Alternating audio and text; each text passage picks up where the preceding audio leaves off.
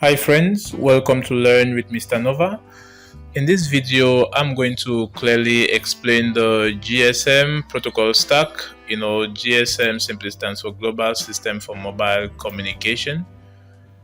Okay, so in the GSM protocol stack, these are all the various protocols found in the GSM protocol stack, from the message transfer part to the base station system application part.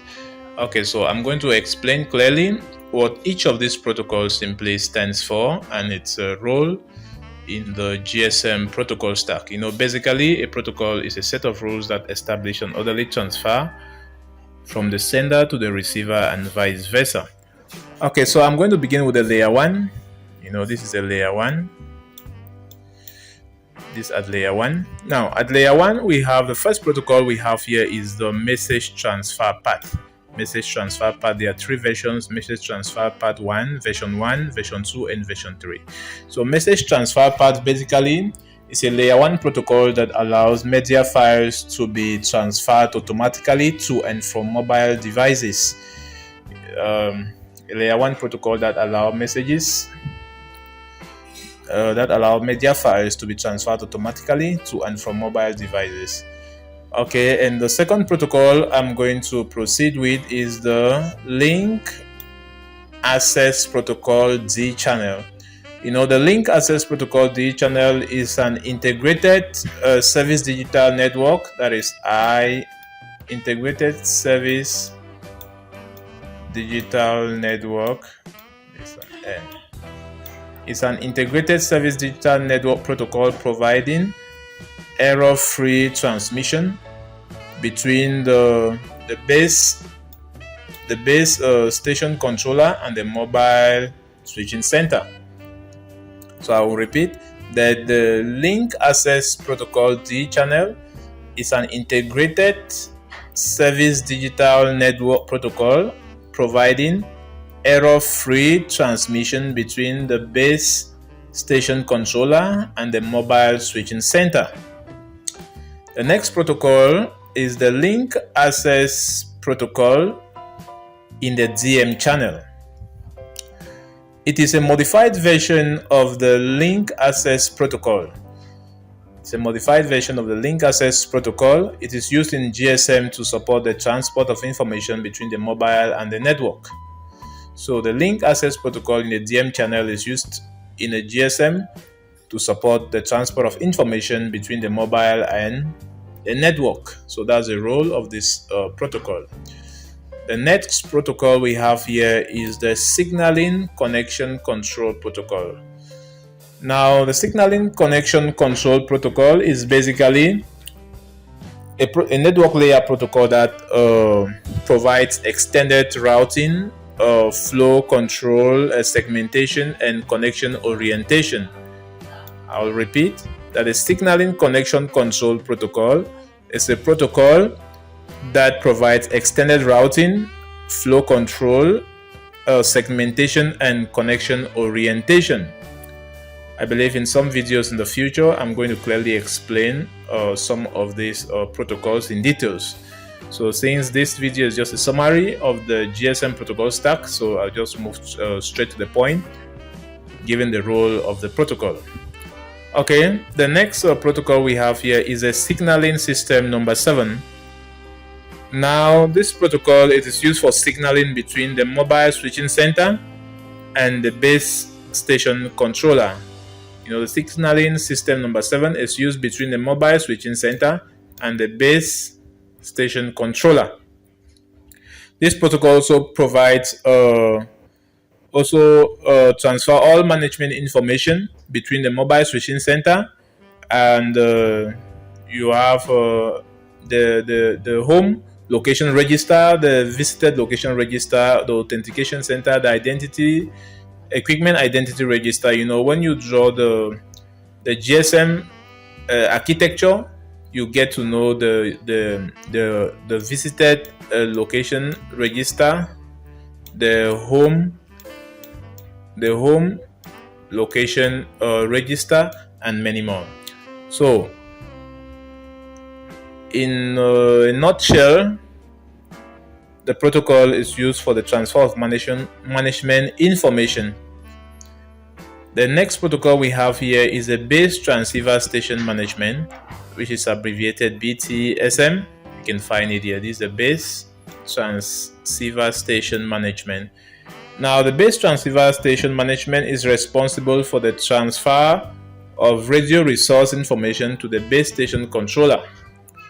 It's responsible for the transfer of the radio resource information to the base station controller. The next protocol we have here is the radio. Sorry, this is A. This is A, radio. It's letter A, not E. Okay. The radio resource management, at the third layer, this is a layer 3. Layer 3 of the GSM protocol is divided into 3 sub-layers. We have the radio resource management, we have the mobility management, and the connection management. So I'm going to begin with the radio resource management.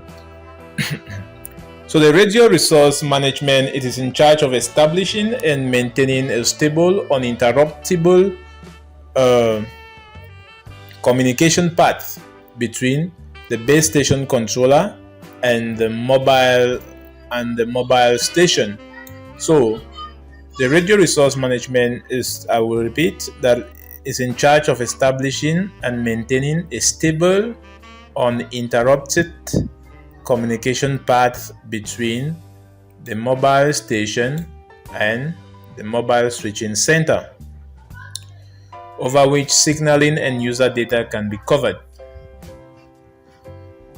The radio resource management is directly below the mobility management layer.